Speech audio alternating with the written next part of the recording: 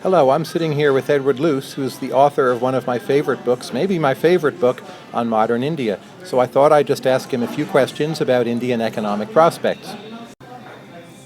So let's start with a very simple question. Should we be pessimists about Indian economic prospects for the short run, medium, the long run? What do you think on that, since having written your book? I think the short run I'd share the widespread pessimism that people have. But it's very, very hard to be pessimistic in the medium long run with India. If you see the demographics of the country and you assume growth doesn't completely disappear, that this is therefore a positive force, and you look at the demographics of China, it's very hard to imagine India not powering ahead, having a higher savings rate, higher investment rates therefore, and higher growth rates. Catastrophe could upset this. But it would have to be pretty catastrophic. Thank you. Let me just push on the case for pessimism for a bit. You have growing population in South Asia, possibly climate change problems.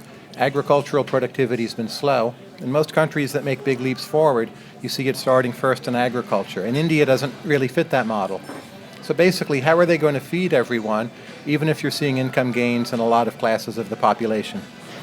That's a very good question. I mean, there's been a lot of talk about the need for another a green revolution, another great leap forward in terms of agricultural productivity.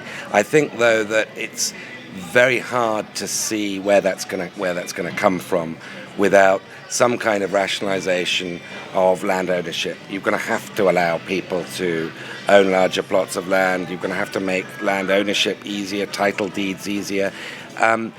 The unique identification authority of India, which is, as you know, issuing a unique biometric card to everybody, believes that all sorts of ownership issues and identity issues can be sorted out once the system's in place, and there's about another year before it's fully in place, and that people are really underestimating just how transformative it could be, for example, in the agricultural land market.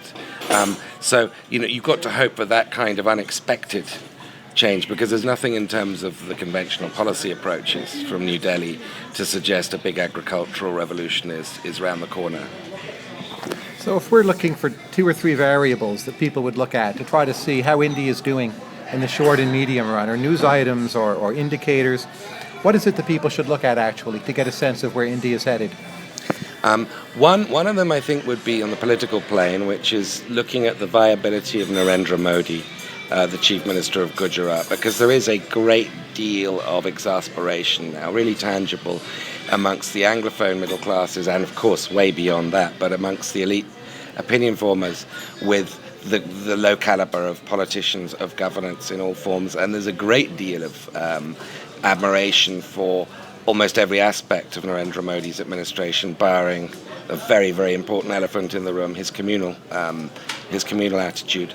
I would look at relations with Pakistan as a huge important variable, and this has been underappreciated, given Pakistan's behaviour more generally, the degree to which it is becoming a responsible neighbour, and India has been, Manmohan Singh in particular, has been successful at incentivizing Pakistan to become a more responsible neighbor, trade, access to the Indian market, trade opening, and so forth. Narendra Modi, of course, wouldn't necessarily be particularly good for that scenario.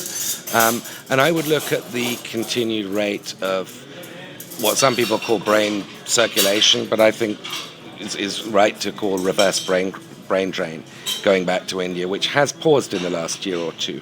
I understand anecdotally, because the growth has slowed considerably.